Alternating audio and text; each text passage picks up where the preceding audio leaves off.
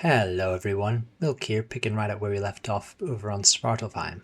Tamed here set us up a little tech starter base where we're starting to get our dinos back up and running to replace what we lost to the meshing attack, and it's my job to smash out some blueprint runs.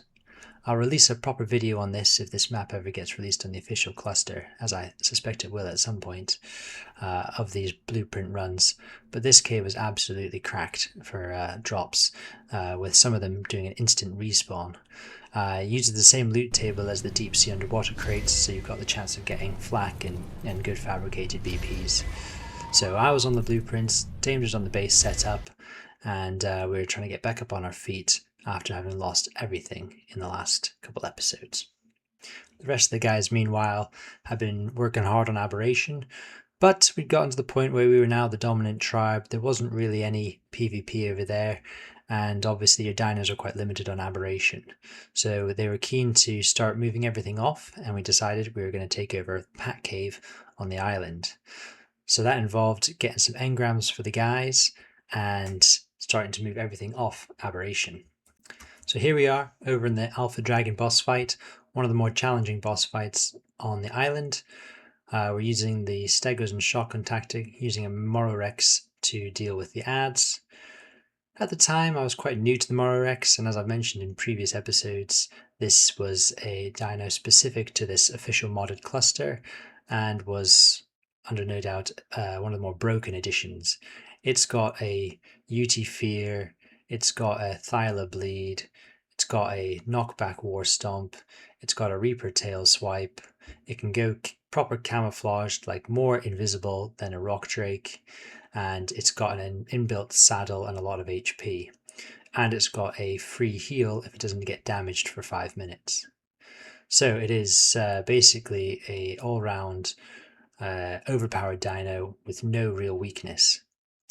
So, if I'd known more about it at the time, we probably could have used this to bleed down the dragon, or all of us just ridden Mororexes, but we stuck to the old trustful tactic of using shotguns to take out the dragon.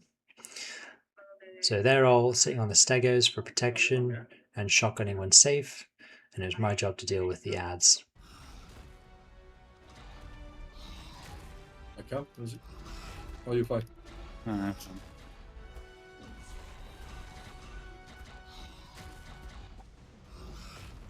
Got to be a little bit careful of this fire breath attack.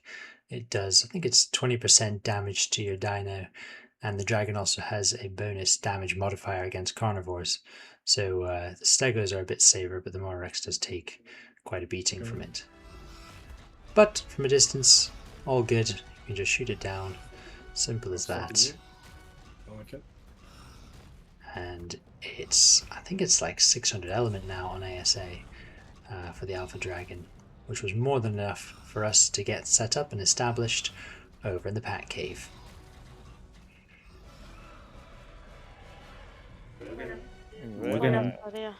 We get nothing on. Next up is time for the Tech Cave. Now that we've got all the Alpha trophies from the island boss fights, we can go and do this one, and the main benefit of this is the Tech Binoculars, which lets you see all the stats of all the wild and tame dinos. So this cave is mostly just a long winding corridor of very high level tames and some very dangerous gigas, but with these Mororexes, we're all riding Mororexes this time, we can just take it slow and steady, heal up when needed, and deal with all the tames. So while we were over here getting set up on the island and doing our bosses, I invited some old friends of mine from Ark Survival Evolved to come and join and in fact take over our aberration cave, the shadow cave, because we were now moving completely off of it onto island in search of more PvP. Thought this would give them a nice period of time without any competition, so they can get their dinos up and running, they can get some blueprints, and they can get established on the cluster. Little did I know, while we were busy over here on the island, trouble was afoot over on aberration. We're going to hop over there in just a few minutes. But first of all, we've got to get this tech cave done. So here we are on the second part of the cave. We're just going to wait a few minutes and do this heal that I talked about. So if your Mororex isn't taking damage for 5 minutes, it can do this fast heal, auto slumber. You can see how overpowered it is now. So Mororex goes to sleep. And looking at how fast it heals, look at that, it's 100 HP every single second, which just makes it incredibly quick recovery time. So here's the final approach to the boss chamber. Make sure you pick up the 3 notes in this final corridor, and then there's one 4x note on the inside. Once you're in, the boss goes through several phases. He starts in this generic mode where he has a shield. When it comes down, the priority is to damage him as fast as possible. He does these lasers, which stun you and your dino if you get hit by them. When you're this close, it's almost impossible to miss them, but when he's far away, you can generally dodge them either by hiding behind the pillars or just by getting lucky. It doesn't do very much damage, so you just gotta keep on going, and I don't know how to dodge those ones, but it did. And then just do as much damage as you can. He's going to cycle through different phases where he becomes the monkey, the spider, and the dragon, and each time he does that he gains their abilities, so you still got to be careful of the monkey boulders and the dragon breath, for example, but take the opportunity whenever he's down like this to do as much damage as possible. This is actually when he's turned into the spider, you just can't see it because all the Mororexes. So those phases happen quite quickly if you can get all the damage on. You can by and large ignore all the ads throughout the entire fight. You can see the drones are building overhead, but they don't do very much damage at all. Okay, he's gone to dragon phase. This is probably the most dangerous phase. Our tactic was one player was going to get aggro and kite, whilst the other one shot from a distance. However, our fellow there tamed, he's actually taken quite a lot of damage, so we reverted to the old panic and just kill it as fast as possible. So we all charge in, and actually, given how fast it dies, it's actually more effective.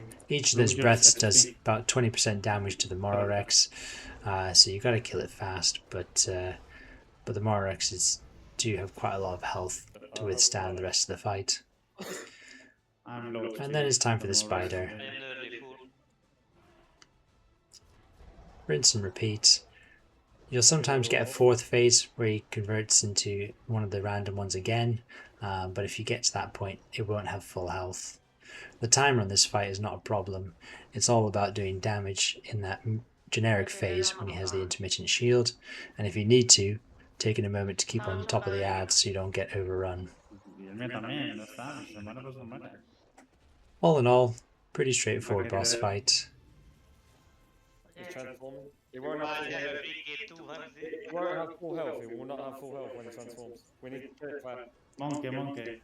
Yeah. Anyways, we've got the monkey again. Yeah, what's together?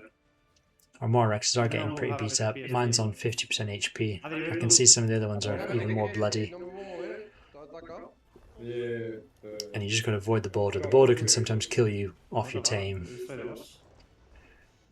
But he dies pretty fast. And there we have it, Ascension done. Now it's time to head over to Aberration to help out our allies who are currently getting fobbed in the Shadow Cave. So here we are at the Shadow Cave entrance. This is it behind the drop down, where you can see what remains of our base. This was a mistake that we made. We really did take out most of our dinos. We left our allies here with our breeders and some stuff to get started, but we didn't properly appreciate that we had a big cheating enemy tribe building up on this map, which was definitely an oversight on our behalf. So here they are, trying to push up the stegos from their underwater fob. You can see they've got a bunch of heavies there. They're turret capping, and they're just trying to destroy our turrets and then slowly build up. So they're just swimming up and down at the moment with stegos, trying to soak what they can. We've just come over just to help and try and get our allies a bit of respite. We don't have many soakers, we don't have many crabs, and obviously ARB and ammo is limited because these servers are still closed to transfers, so it's not like we can just quickly transfer our stuff back from the island. So the main tactic here is just to overweight grapple their stegos and let them drown.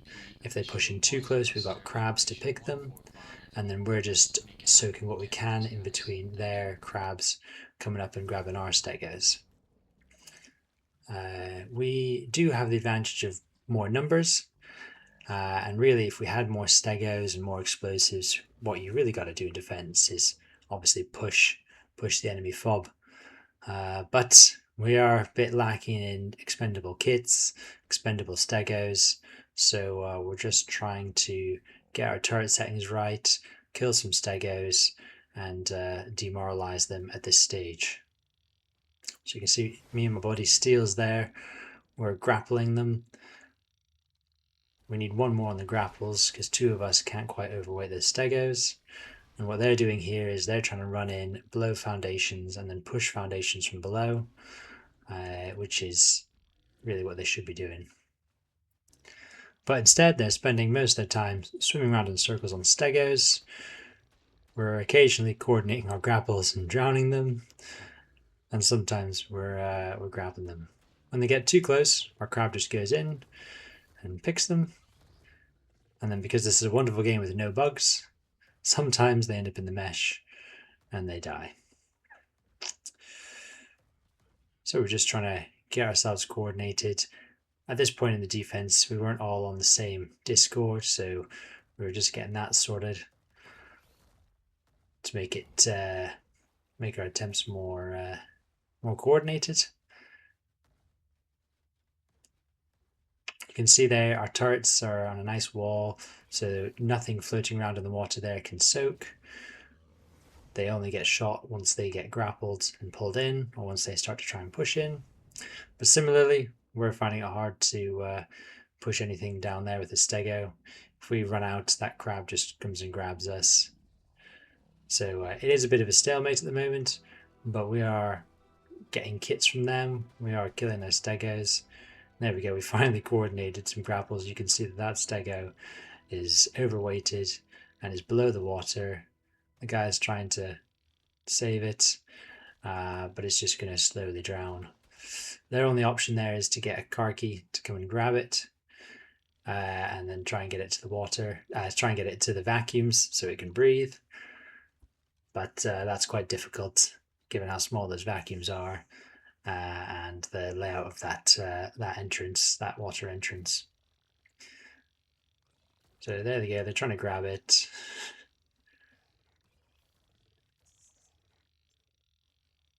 And we're just chilling, watching it die. Okay, so they got on the car key, and now it gets dragged down. And I'm just reminding them, stay grappled.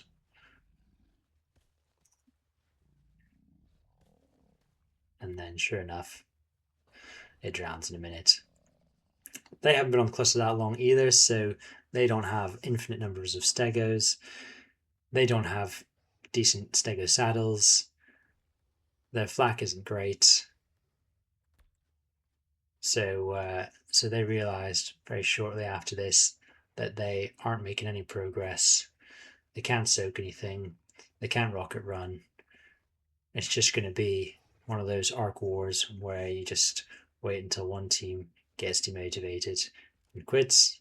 They're on a timer, obviously, because at some point, I can't remember exactly how long this was before transfers, but transfers were going to open sometime in the next couple of weeks, at which point we can just bring our stuff back from the island and help our allies to push this fob out. They did somehow manage to find all of our linked storage boxes, which I suspect, although I don't have any evidence, was ESP. There they go, they're trying to C4 our foundations again, but somehow they didn't blow any foundations with that C4. There you go, there's a stego that we managed to get into the mesh, or at least into where we could kill it with our dinos.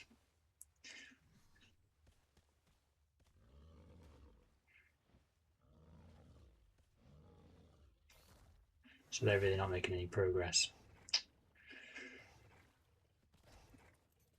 That was a next level grapple from my buddy MZ. He is a god of that grapple. Here we go, we finally got that car key stuck. It went in, and somehow we managed to get it behind our stegos, so I've just parked my stego here to stop it from running out while we damage it down. They can't have many of these car keys either, so this is a big win for us. If they don't have any car keys, then we can swim stegos on top of their fob and soak their bullets. So this is big progress for us. This might even mean that we can start pushing. Somehow the Karki escapes, but he doesn't escape far enough. As long as I keep damaging it, they can't cryo it, and they can't do anything about my stego. And so, thankfully, this Karki's dead. Meanwhile, we're getting more kits. We're getting all sorts of loot from them in their bodies, which is good because the only way we're getting any farm is from them. Like I said, they've destroyed everything we have outside the cave. And rip their Karki. There we go. So at this point, unfortunately, I had to go to bed. And this clip is now from my buddy MZ. This is where things went sour. So he's here on the basilisk. You can see he's shooting poison balls. There's no enemies anywhere in his line of sight. And yet somehow he's getting sniped. Now, if you can figure out what they're doing, please write it in the comments and educate me. But to me, this looks like they are shooting from the mesh. You can see there, he's getting sniped, and there's nothing in his line of sight. Here he is now with his player. Okay, so you can see there was no players at the top of the water drop down. He's gone to the vault to go and put some stuff away, and ping, he gets smacked all the way across the front room. 3 times he's been shot. See, all of his flak is getting busted. But there's nothing anywhere close to him. I mean, I've been around in this game long enough that I've had pretty much every single cheat used against me, and I don't know what this is. Railgun wasn't in the game at this point and hasn't been in the game ever since. Here's another clip where he's sat on his Karki, and again, something's shooting him. That Karki's getting hit by what I think must be fabricated sniper bullets, but there's nobody within line of sight of him. It looks like those bullets are coming through the mesh, but the closest guy to him is down there on that stego getting oxygen. So how is he taking damage? Like I said, please write in the comments if you can educate me. If I overlook something, if I'm the noob, I would love to hear it. Because I sent this ticket into Wildcard, expecting them to take some action and dev wipe these guys or ban them from the cluster, especially after the fantastic response that we got from them in, I think it was episode 10, where they banned and dev wiped enemies off 3 maps for cheats like this. But here he is, just getting snipes. And obviously, we couldn't sustain this. We didn't have loads of Karkis. We didn't have very many basilisks. And so, I am sorry to say that by the time I finished work and logged in the next day, our drop down had been wiped. They couldn't defend when they couldn't fight back. You know what happened? So the enemy had pushed the drop down, had placed a fob inside, and here we were at the second choke. But sadly, we were demoralized, we were beaten down, we didn't have many resources to push back, and well, I could tell, we were just being cheated. We were being sniped through the mesh, and there was nothing we could do about it. Oh shit. So, sorry to say, we lost Shadow Cave to the cheaters. Stay tuned for the next episode, and you'll see how we took the fight to them. D3, D10, yeah?